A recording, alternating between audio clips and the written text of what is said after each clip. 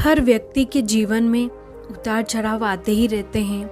यह सब समय चक्र के कारण होता है। समय से बलवान कुछ भी नहीं, समय के सामने सबको झुकना ही पड़ता है। जीवन, मृत्यु, सुख, दुख, लाभ, हानि, खुशी और गम, यह सभी जीवन के महत्वपूर्ण अंग हैं। कभी जीवन में खुशियों की धूप होती है तो कभी दुख के बादल भी छा जाते हैं। आप लोगों ने भी अपने जीवन में कई अनेक व्यक्तियों को राजा से रंक और रंक से राजा बनते हुए देखा होगा। समय वह शक्तिशाली हथियार है जिसका घाव सबसे अधिक तेज होता है और कोई भी समय के घाव को बढ़ नहीं सकता है। पर हम लोगों को यह कैसे पता चल सकता है कि हमारे समय चक्र का दौर कैसा होने वाला है? समय हमारे लिए खुशियों के द्वार खोलेगा या संकट के ऐसे कई सारे प्रश्न आप सभी के मन में अवश्य आते होंगे।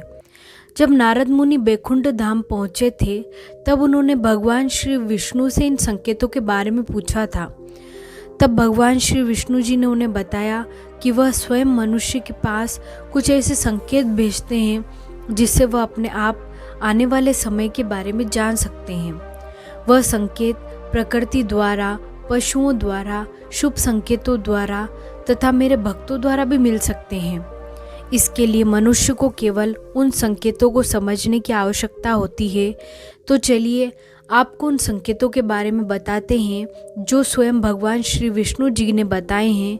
उससे पहले अगर आप चैनल पर नए आए हैं तो चैनल को सब्सक्राइब ज़रूर करें ताकि मैं जो भी वीडियो लाऊं वो आपको मिल सके। पहला संकेत, अगर आपकी आंख ब्रह्म मुहूर्त यानी सुबह के 4 बजे से सुबह 5 बजे के बीच के समय में खुली और आपको ईश्वर का स्मरण हो जाए या आपको ऐसा प्रतीत हो कि जैसे आपको कोई किसी दिशा की तरफ ले जा रहा है, तो समझ जाइए कि आपके लिए कामयाबी के नए द्वार खुलने वाले हैं। आपको अपने जीवन की योग्य राय मिलने वाली है जिस पर ईश्वर स्वयं आपका समर्थन करेंगे। दूसरा संकेत, अगर आपके घर के द्वार पर गोमाता बार बार कुछ खाने को आ जाए, बिल्ली आपके घरों में बच्चों को जन्म दे, बंदर आपके घर से खाने की चीज़ें खुद उठा कर ले जाए या पक्षी आपके आंगन में भी अपना डेरा बनाए और चहकते रहें, ऐसे कुछ शुभ संकेत यह दर्शाते हैं कि आपका आने वाला समय आपको बलवान बनाएगा जिससे आप अपने जीवन में योग्य पदवी पर पहुंचने वाले हैं। तीसरा संकेत, आपने अगर महसूस किया हो तो कई बार आपका मन बिना कारण ही प्रसन्न रहता है। आपका चेहरा खिला हुआ और मुस्कान से भरा हुआ रहता है। आप क्रोध से परे हो जाते हैं। यह संकेत आपको दर्शाता है कि आपके जीवन में खुशियां दस्तक देने वाली है जिससे आप सदैव ही प्रफुल्लित रहेंगे। ऐसे समय में हम जिस चीज़ के बारे में सोचते भी नहीं हैं उस चीज़ के बारे में भी हमें खुशखबरी मिल जाती है। हमारे मन के अंदर ईश्वर वास करते हैं, इसलिए बिना कारण ही प्रसन्न रहना भी एक शुभ संकेत माना जाता है। चौथा संकेत, छोटे बच्चों में ईश्वर स्वयं बसते हैं। ऐसा हम सभी मानते हैं कि अगर छोटी कन्या या शिशु आपको देखकर बार बार मुस्कुराए या आपके घर में उनका आगमन हो या वह आपके आंगन में खुशी से खेले तो यह आपके लिए बहुत ही शुभ संकेत माना जाता है। ऐसे संकेत यह दर्शाते हैं कि आपका जीवन मुस्कान और नई खुशियों से भरने वाला है और आपके जीवन में कुछ नए रिश्ते जुड़ने वाले हैं। इस प्रकार के संकेत आपको ईश्वर की कृपा के द्वारा ही मिल रहे होते हैं।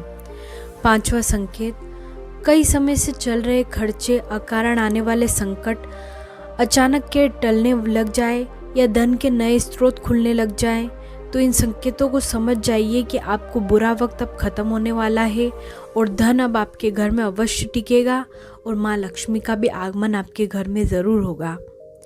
छठा संकेत, पूजा की थाली में फूल माला या चंदन का गिरना, आपको ऐसा प्रतीत होना कि ईश्वर की मूर्ति आपको देखकर मुस्कुरा रही है। घर में प्रिय अतिथि का आगमन होना, घर में चांदी और सोने का आना, महिलाओं का बायां और पुरुष का दाहिना अंगों का फड़कना बहुत ही शुभ माना जाता है। यह संकेत आपको आने वाले शुभ समय के बारे में सूचित करते हैं। सातवां संकेत, सुबह सुबह आपके घर से किसी शुभ कार्य के लिए निकलें और आपको गौ माता के दर्शन हो जाएं, आपको किसी साधु संत महाराज या पुजारी का आशीर्वाद प्राप्त हो जाए तो यह बहुत ही शुभ संकेत माना जाता है।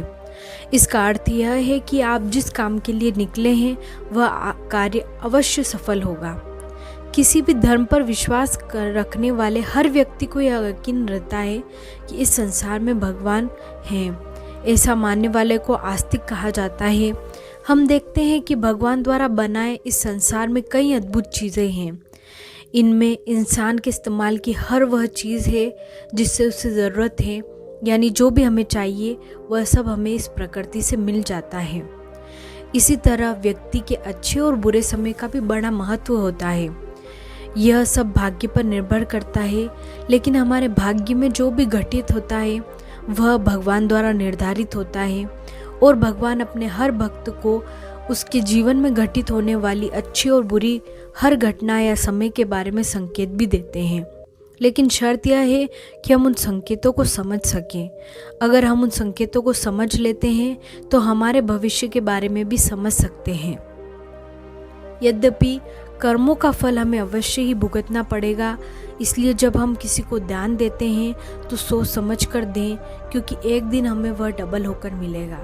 इसी प्रकार हर काम करते समय भी ध्यान रहे कि हम कौन सा काम सही कर रहे हैं, कौन सा काम गलत हो रहा है। इसलिए कभी भी भूलकर भी किसी की आत्मा ना दुखाएं, जितना हो सके अपनी तरफ से अच्छा ही करें। होप ये वीडियो आपको अच्छी लगी होगी। चैनल को सब्सक्राइब ज़रूर करें।